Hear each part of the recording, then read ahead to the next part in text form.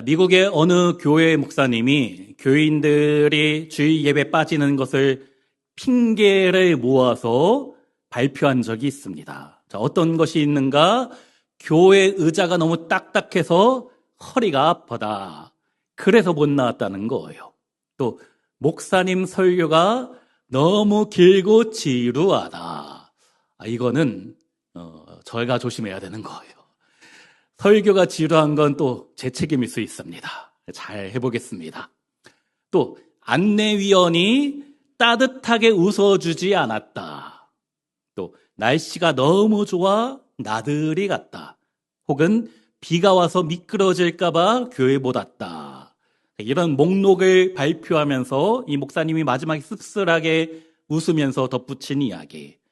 참 신기한 것은 축구장이나 골프장, 백화점 갈 때는 의자가 없어도 서서 보고 비가 쏟아져도 라운딩을 다 돌고 직원이 쌀쌀 맞게 굴어도 끝까지 쇼핑하고 오더군요. 라는 거예요. 인간의 죄성을 아주 잘 보여주는 특징이 있습니다. 무엇인가? 단순히 죄를 짓는 것만이 아니에요. 죄를 지은 다음에 핑계대는 것입니다. 창세기 3장 보면 아담과 하와가 범죄하였지요. 하나님이 선악을 알게 하는 나무의 열매 먹지 말라 하셨는데 먹었습니다. 하나님이 그에게 찾아오셔서 물으셨지요. 아담아, 왜 먹었느냐? 석은 아까 먹지 말라고 했는데 왜 먹었느냐? 그랬더니 아담이 뭐라고 합니까? 죄송합니다. 제가 잘못했습니다. 그러면 끝나는 건데. 창세기 3장 12절에 아담이 이르되 하나님이 주셔서 나와 함께 있게 하신 여자 그가 그 나무 열매를 내게 주므로 내가 먹었나이다. 책임을 아내한테 떠넘기는 거예요. 남자가 돼가지고. 근데 가만히 보면은 아내만 탓하는 것이 아니지요. 하나님이 나한테 주신 여자 결국 하나님 때문이다. 내가 죄 지은 것은 하나님 때문이다. 그러면서 이제 하나님께서 그랬더니 하와에게 가셨더니 뭐라고 합니까? 저 뱀이 날 꼬셨습니다. 그 말 무엇입니까? 이 뱀을 창조하신 하나님 잘못입니다. 인간은 죄 지으면 잘못을 인정하고 회개하기보다 먼저 그 상황을 설명하려고 하는 거예요. 특히 남자가 그렇습니다. T형이 그래요. MBTI T형. F형은 일단 미안하다 그러는데 그 설명이 변명이 되고 변명이 반복되면 자기 합리화가 되는 것이지요. 이 자기 합리화가 굳어지면 죄를 죄라고 하지 않는 영적 마비 상태에 이르게 되는 것입니다. 사람은 누구나 내가 하기 싫은 것은 수천 가지의 핑계를 잘 대는데 정말 하고 싶은 것은 어떻게든 방법을 찾아내는 것이 우리 인간이에요. 오늘 본문에 나오는 이스라엘 백성도 마찬가지입니다. 에스겔 선지자가 활동하던 시대에 남유다의 역사상 가장 처참한 암흑기였지요. 기원전 597년에 바벨론의 포로로 여호야긴 왕과 수많은 백성이 끌려가게 되었습니다. 또 선지자 에스겔 역시 한 번도 가본 적이 없는 미지의 땅 바벨론의 노예로 잡혀가게 된 것이에요. 이 당시 백성들의 마음이 어땠을까? 속에 분노와 원망이 가득해 있지요. 우리가 왜 이방 땅에서 이런 노예 생활을 해야 되는가? 내가 무슨 죄 지었다고 나라가 망하고 예루살렘 성전이 무너지고 내가 이런 수모와 수치를 당하게 되는가? 이솝우화 중에 여우와 신포도 이야기 아십니까? 여우가 지나가다가 높은 나무에 달려있는 포도를 보았어요. 보니까 먹음직도 하고 보암직도 해서 따먹으려고 점프를 하는데 안 닿는 것이지요. 몇 번이나 반복했다 실패하자 뭐라고 하는가? 에이, 딱 봐도 신포도다. 안 먹고 말지. 자신의 능력 부족을 포도한테 핑계대는 것입니다. 오늘 본문에 신포도 비유의 원조가 나오는데 2절에 너희가 이스라엘 땅에 관한 속담에 이르기를 아버지가 신포도를 먹었으므로 그의 아들의 이가 시다고 함은 어찌 됨이냐. 자, 무슨 이야기입니까? 이 속담이 무슨 뜻입니까? 아버지가 신포도를 먹었더니 아들의 이가 시다. 말이 안 되잖아요. 자, 무슨 뜻인가? 조상들이 죄를 지었는데 왜 우리가, 아무 죄 없는 우리가 심판받고 바벨론의 포로가 되어 이 고통을 겪게 되었는가? 우리는 억울한 피해자이다. 그것이 이 당시 유행하던 이야기입니다. 사실 어느 정도 맞는 말이에요. 이스라엘의 멸망은 하루아침에 된 것이 아닙니다. 수많은 세대에 거쳐 하나님과 멀어지게 되었지요. 말씀을 버리고 우상을 섬겼습니다. 하나님께서 고아와 과부, 가난한 자를 도우라 하셨는데 그들을 괴롭히고 압제하고 하나님보다 세상을 더 의지한 것이에요. 그래서 수도 없는 수차례 선지자를 보내서 경고해 주셨지요. 너희 돌이키지 않으면 심판이 있을 것이다. 오랫동안 선지자를 보내서 말씀해 주셨는데 그러나 그 말을 듣지 않은 것입니다. 자, 그렇기 때문에 이 에스겔 시대의 이스라엘 백성에게 찾아온 그들의 현재 당한 고통은 조상들의 영향이 있습니다. 과거 조상이 지은 죄와 분명히 연결되어 있는 것이에요. 그런데 하나님이 꾸짖으시는 것이 무엇인가? 너희가 언제까지 조상 탓만 하며 나는 아무 죄 없는데 억울하다. 그 핑계 될 것이냐? 사실 우리도 일상에서 그런 이야기 많이 쓰잖아요. 내가 공부 못하는 것은 누구 때문입니까? 부모님이 머리가 그렇게 좋지 않으셔서, 또 부모님이 뒷바라지를 제대로 안 해주셔서, 좋은 과외 선생님 붙여주셨으면 나는 공부 잘해서 다 서울대 갔을 텐데, 여기 계신 분들 서울대 갈 머리가 되시잖아요. 그런데 못 간 것은 나 때문입니까? 부모님 때문이에요. 또 우리 집안은 본래 성격이 다 급해. 어쩔 수 없다. 또 내가 재벌집에서 태어났으면 행복할 텐데 이렇게 부모 탓, 조상 탓, 가문 탓 하다가 거슬러 올라가면 누가 있습니까? 하나님이 계시잖아요. 하나님이 나를 삼성 이권희 아들로 태어나지 않게 하셨기 때문에 하나님 때문이다. 결국 하나님을 향한 불평과 원망만 남게 되는 것이에요. 우리 가정만 그렇습니까? 이 사회를 보면 어떻습니까? 혼탁한 이유가 무엇입니까? 정치인이 잘못하고 있고 기업가들이 나쁜 놈들이다. 다 맞는 말일 수 있어요. 그런데 그러면 어쩔 겁니까? 그래, 탓만 하고 핑계만 대면 뭐가 바뀌는 것이 있는가? 우리는 분명히 환경의 영향을 받고 또 과거의 영향을 받게 마련이에요. 그러나 과거가 현재 나의 주인이 되어서는 안 되는 것이지요. 우리 가정이 어떻든 부모가 어땠든 내가 어떤 환경에서 자랐고 어렸을 때 어떤 상처가 있는지 그것과는 상관없이 주님은 오늘 우리에게 물으시는 것입니다. 그건 그렇고 너는 지금 뭐하고 있느냐? 주님이 물으시는 것이에요.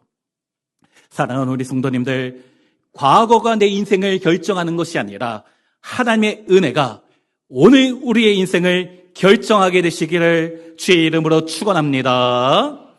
하나님이 그런 속담에 대해서 무엇이라 하시는가? 3절에 주 여호와의 말씀이니라. 내가 나의 삶을 두고 맹세하노니 너희가 이스라엘 가운데에서 다시는 이 속담을 쓰지 못하게 되리라. 이 속담, 아버지가 신포도 먹어서 아들의 이가 시다는 말도 안 되는 이야기인데 이 당시에 정말 유행했던 것 같아요. 우리 지난주에 살펴봤던 예레미야서도 같은 말씀이 나옵니다. 에스겔과 예레미야는 동시대 사람. 에스겔은 바벨론의 포로로 끌려가서 선지자 역할을 했고 예레미야는 아직 고국 땅에서 선지자 사역을 감당한 동시대 사람인데 같은 말이 예레미야서에도 있고 성경 에스겔서에도 있는 것.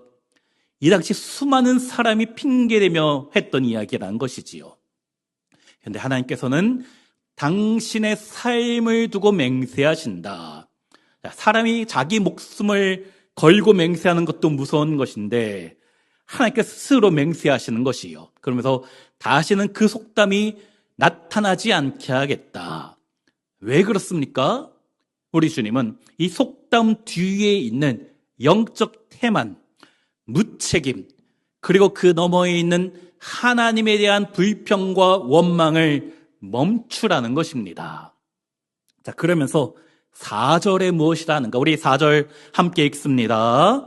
모든 영혼이 다 내게 속한지라 아버지의 영혼이 내게 속함같이 그 아들의 영혼도 내게 속하였나니 범죄하는 그 영혼은 죽으리라. 여기 모든 영혼이 내게 속하였다. 너희가 각자 내 앞에 서 있다. 핑계대지 말고 남 탓하지 말고 네가 내 앞에 서라. 너희 부모를 앞세우지 말고 조상을 앞세우지 말고 네가 내 앞에 서라. 나는 너에게 책임을 물을 것이다. 그러면서 범죄하는 그 영혼은 죽으리라. 내가 너에게 직접 책임을 묻고 심판할 것이다. 자, 이런 심판은 철저히 개인적입니다. 조상의 덕으로 구원받는 것이 아니고 또 조상의 죄 때문에 우리가 망하게 되는 것이 아니에요. 내가 하나님 앞에 어떤 모습으로 지금 서 있는가, 그것이 나의 영원한 생명과 영원한 사망을 결정하는 것이지요. 나와 하나님과의 1대1의 관계인 것입니다. 예전에 사역하던 교회에서 어느 날 권사님 한 분이 자기 남편 좀 만나달라라는 거예요. 만나서 이야기했죠. 이제 좀 교회 좀 나오셔야지요. 우리 권사님 정말 오랫동안 기도하고 계시는데, 그랬더니 이분이 하시는 말씀이 지금도 기억나요. 목사님, 저는 제 아내가 교회 생활 잘해서 제 아내 천국 갈 때 치마 붙잡고 가면 됩니다. 죄송하지만 그거 안 되는 거예요. 치마 벗겨집니다. 바지 입어도 안 되는 거예요. 자, 어느 성도님이 꿈을 꿨다고 합니다. 천국 문화에 갔는데 천사가 문지기로 있는 것이지요. 이분이 천사한테 저희 할머니가 권사님이셨고 저희 아버지가 장로님이셨습니다. 그렇게 자랑했더니 이 천사가 생명책을 뒤져보면서 너희 할머니 이름도 있고 너희 아버지도 있는데 네 이름은 없다 그랬다는 거예요. 사랑하는 성도님들, 부모의 신앙이 나를 천국으로 인도하지 못합니다. 내 남편, 내 아내의 믿음이 나를 구원할 수 있는 것이 아니에요. 아무리 모태신앙이고 기독교 몇 대째 집안이다 할지라도 내가 예수님을 인격적으로 만나지 못하고 내가 내 죄를 회개하지 않으면 아무 소용없는 것이지요. 정반대, 아무리 우상 숭배하는 집안에서 태어났어도 내가 예수님을 구주로 고백하고 거룩하게 살아가면 하나님은 그 영혼을 의롭다 여기시고 반드시 구원해 주신 줄로 믿습니다. 제가 요즘 목회하면서 가장 감사한 것이 무엇인가? 새 가족이 매주 오는 것도 감사한데 우리 권사님들의 20년 기도 제목, 30년 기도 제목, 남편들이 교회를 요즘 잘 나오고 있는 거, 이게 얼마나 감사한 일인지. 물론 아직 안 나오는 분이 있으시지요. 그러나 곧 나와서 함께 주님을 예배하게 될 줄로 믿습니다. 신앙은 나와 하나님과의 1대1의 관계, 내가 신 앞에, 하나님 앞에 단독자로 서 있는 것이에요. 물론 가정 안에 긍정적인 영향력, 자연스럽게 분위기가 흘러가지요. 목사님 가정, 장로님 가정은 예배하는 분위기, 기도하는 분위기가 당연히 나타납니다. 그런 모습을 보이니까 그 건강한 영향력은 있어요. 그래서 부모가 자녀에게, 또 남편과 아내, 먼저 믿는 가족이 다른 사람들에게 기도하는 모습, 내가 예수 그리스도의 사랑을 받아 그들 전하는 모습을 보여줘야 되는 것이에요. 저는 감사하게도 기독교 가정에서 태어났습니다. 저희 증조 할머니가 대단한 믿음의 사람이었어요. 한국 성결교 인물 사전에 나오는 분이고, 그분이 자기 아버지 전도하셨기 때문에 제가 5대째 기독교 집안이고 제 아들, 딸들이 6대째 기독교 집안. 네, 저희 친할아버지가 한 80 후반 거의 90 가까이 되셨을 때 제가 잠시 같이 산 적이 있습니다. 지금도 기억나는 것이 새벽에 일어나서 성경 읽고 자녀들 위해서 기도하는 것. 스라의 자녀가 5남 2녀가 있으셨고 또 손주가 14명이 있는데 하루도 빼먹지 않고 자녀 손들 이름을 불러가면서 매일 기도하셨던 모습이 지금도 생생히 남아 있습니다. 자녀들에게 이런 축복의 모습을 보여야 하는 것이에요. 내가 힘들 때 기도해야 된다라는 것을 보여주면 지금 내 자녀가 방황하더라도 우리 엄마가 우리 아버지가 힘들 때 하나님 앞에 울면서 기도하셨지. 힘들 때 하나님을 생각하고 돌아오게 되는 것이에요. 하지만 기본적으로 신앙은 나와 하나님과의 개인적인 관계입니다. 사랑하는 우리 성도님들, 예수님을 내가 인격적으로 만나고 그분이 나에게 믿음이 되어 내가 그분에 대한 확신이 있으시기를 주님의 이름으로 축원합니다. 구원받는 것만이 아니고 축복받는 것도 마찬가지. 조상 때문에 잘 되고 조상 때문에 안 되는 것이 아니라 나의 믿음 때문에 하나님께 축복받고 나의 죄 때문에 심판받을 수 있는 것이에요. 예전에 한국교회에 유행했던 책이 있습니다. 가게에 흐르는 저주를 끊어야 산다. 성도님들 들어본 분 계실 거예요. 제가 99년에 신학교를 처음 들어갔는데 그때 한참 유행했던 책. 처음 이거 봤을 때는 이게 맞는 줄 알았어요. 한국교회도 처음에는 검증을 해보지 않고 그럴듯해서 받아들인 교회가 많습니다. 오늘날 대부분의 교단에서는 이단 취급하고 있어요.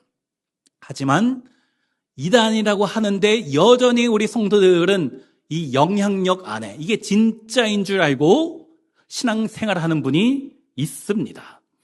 부모의 죄로부터 생긴 저주를 내가 끊어야 된다. 이것이 성경적으로 보여요. 출애굽기 34장 7절에 인자를 천대까지 베풀며 악과 과실과 죄를 용서하리라. 그러나 벌을 면제하지는 아니하고 아버지의 악행을 자손 3, 4대까지 보응하리라. 하나님이 인자, 헤세드, 은혜라고 번역될 수 있는데 이 은혜를 천대까지 자자손손 베푸시는데 아버지가 악행을 지으면 자손 3, 4대까지 그 저주가 이어진다. 그런데 제가 자주 이야기하지요. 성경을 우리가 읽을 때 맥락 없이 한 구절만 딱 떼서 읽으면 안 된다. 이단이나 그렇게 해석하는 거예요.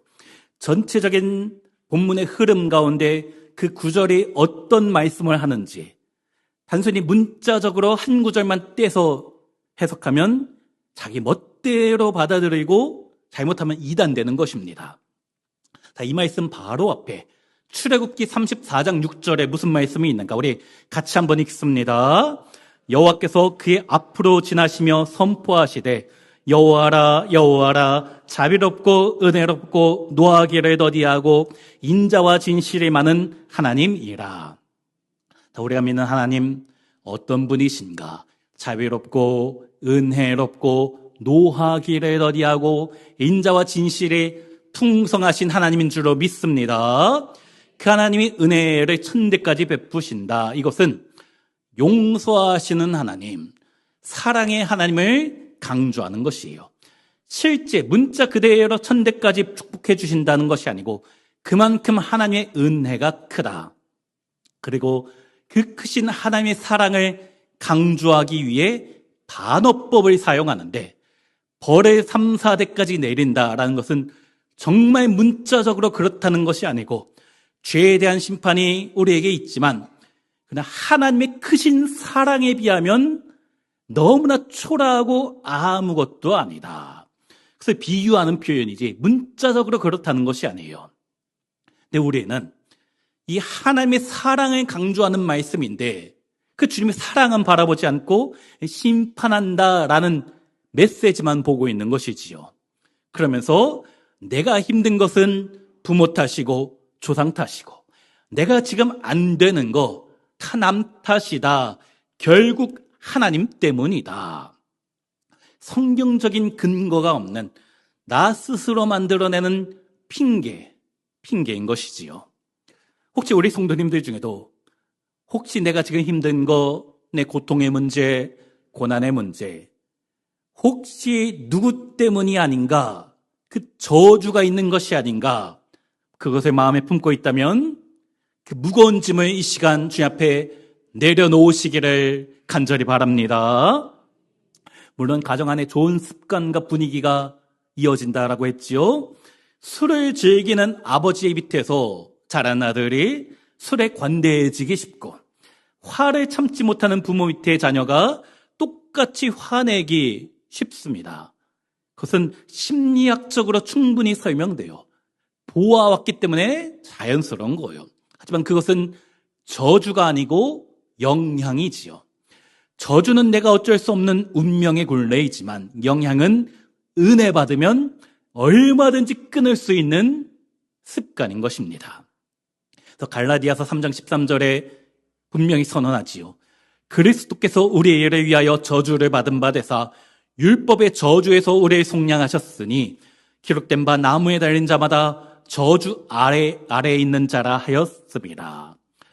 예수님 믿는 우리는 더 이상 저주 아래에 있지 않다는 거예요. 왜 그런가?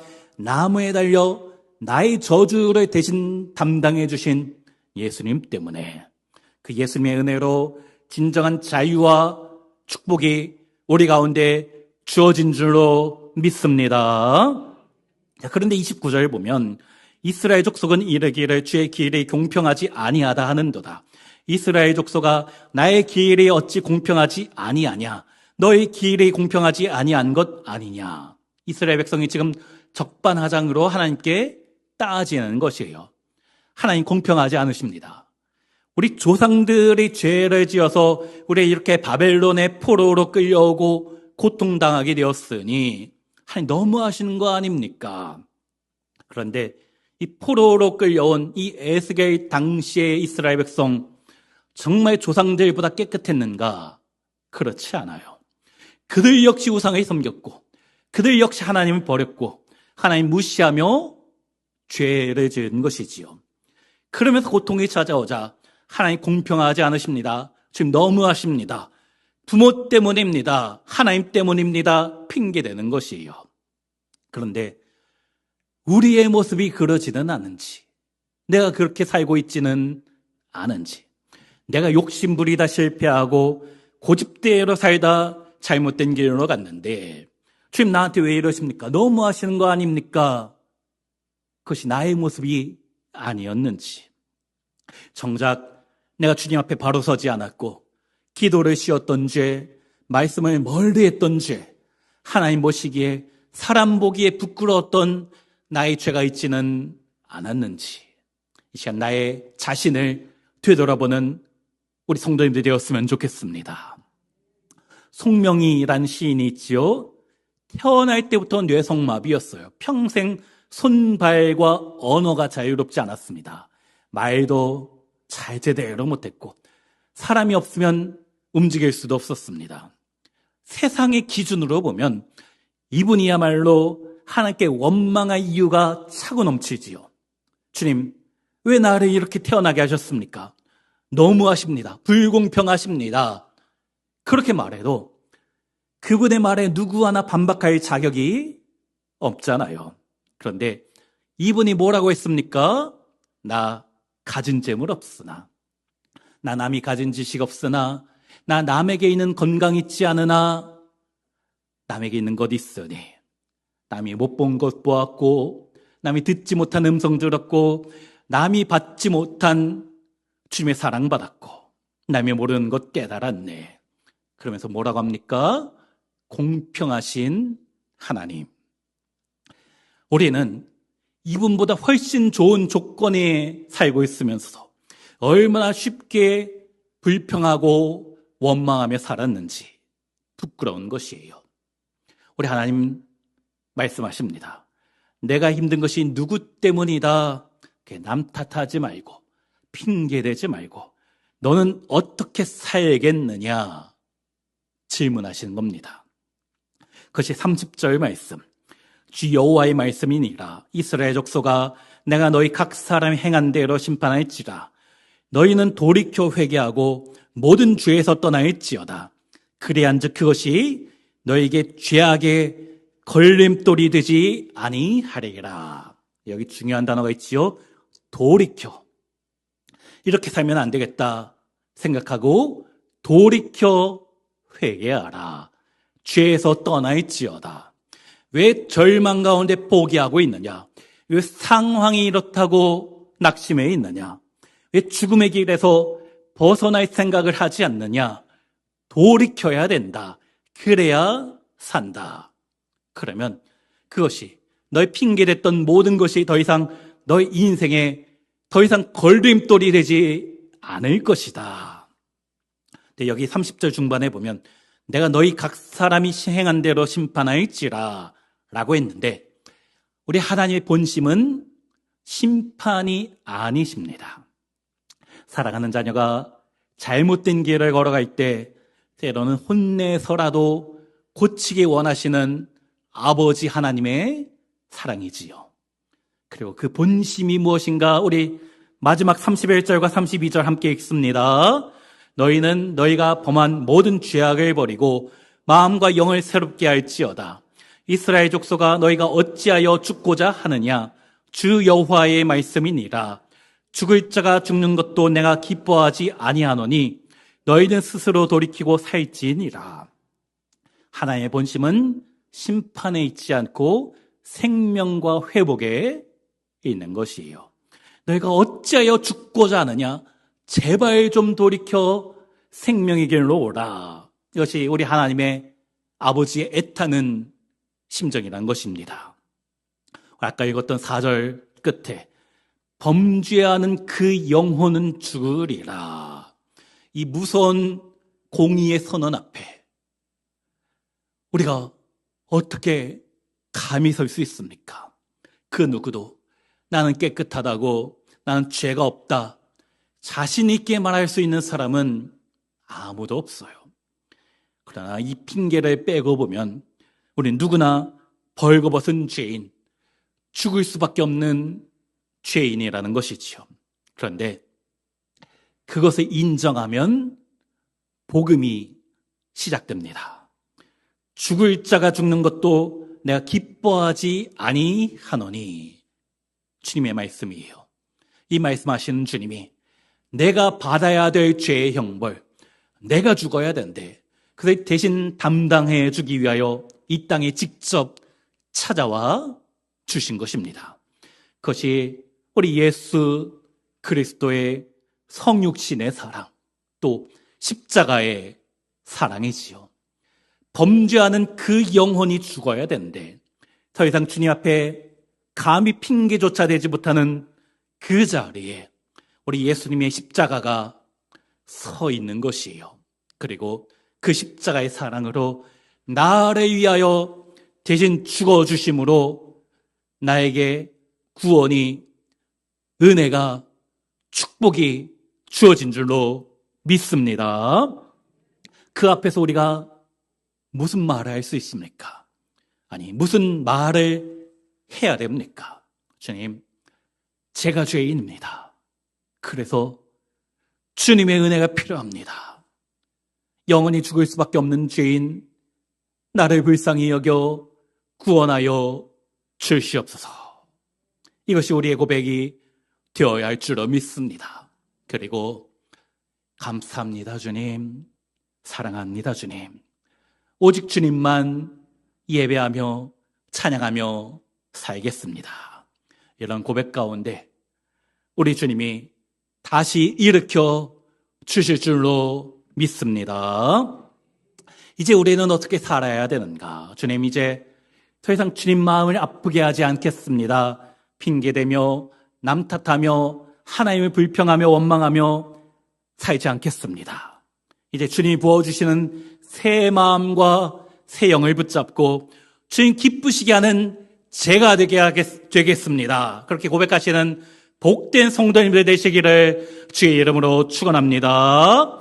오늘도 나를 살리기 위하여 하나님의 은혜 베푸신 주님을 깨닫고 핑계가 아니라 회개, 원망이 아닌 감사, 남 탓이 아닌 책임으로 더 이상 과거에 묶여 있는 것이 아니라 예수 그리스도 안에서 새로운 삶을 살아가시는 우리 모든 성도님들이 되시기를 간절히 축원합니다. 그럴 때 예비된 모든 은혜와 축복이 찾아올 줄로 믿고 내 삶 가운데, 우리 가정 가운데 아직 믿음 연약한 우리 가족들에게 반드시 그 은혜가 찾아올 줄로 믿고 주님의 은혜를 기대하며 살아가시는 모든 성도님들 되시기를 주님의 이름으로 축원합니다.